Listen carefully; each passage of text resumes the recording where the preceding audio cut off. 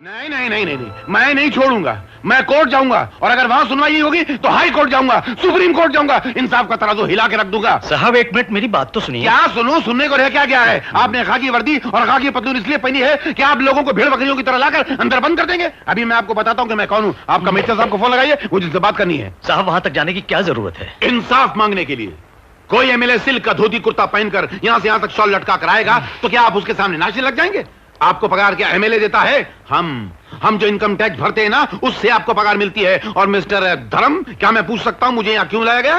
और मेरे कमीज, ये मेरा खून पसीने की गाड़ी कमाई से लाई हुई कमीज, ये फट कैसी गई, इस पर गौर किया आपने? और मेरा खून जो 55 साल तक मैंने कतरा कतरा करके अपने शरीर में इकट्ठा किया, ये एक दिन में बह कैसे गया, इसकी जांच करवाई आपने? नहीं करवाई ना?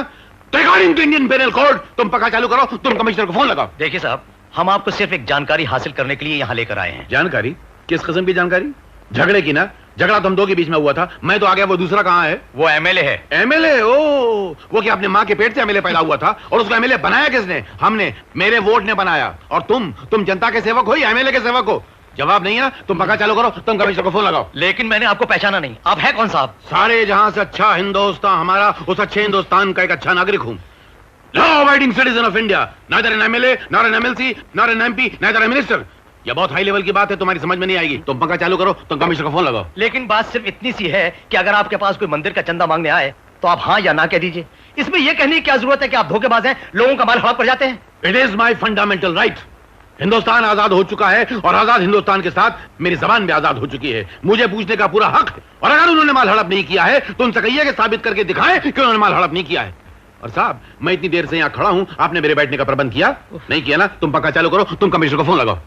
ये सब क्या हुआ? अरे इन्होंने किसको बख्शा है जो मुझे छोड़ेंगे? आजादी से पहले बड़े बड़े नेताओं को अंदर करते रहे, आज मुझे अंदर कर रहे हैं। आज जुल्म और इंसाफ की जंग है। लक्ष्मी जी, ये आपके पति हैं? हाँ।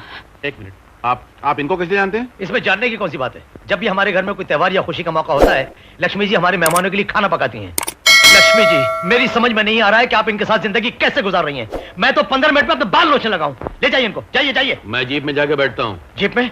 जाहिर बात है, जब आपको जरूरत होती तो लोगों को जीप में लाते हैं। जाते वक्त क्या पैदल भेजेंगे? मैं जीप में बैठता हूँ, ड्राइवर भेजिए। इंस्पेक्टर साहब, अगर इन्होंने कोई गलत बात की हो तो मैं आपसे माफी चाहती हूँ। कोई बात नहीं लक्ष्मी जी, मैं तो सिर्फ आपके कारण इन्हें छोड़ रहा हूँ। धन्यवाद। हाँ।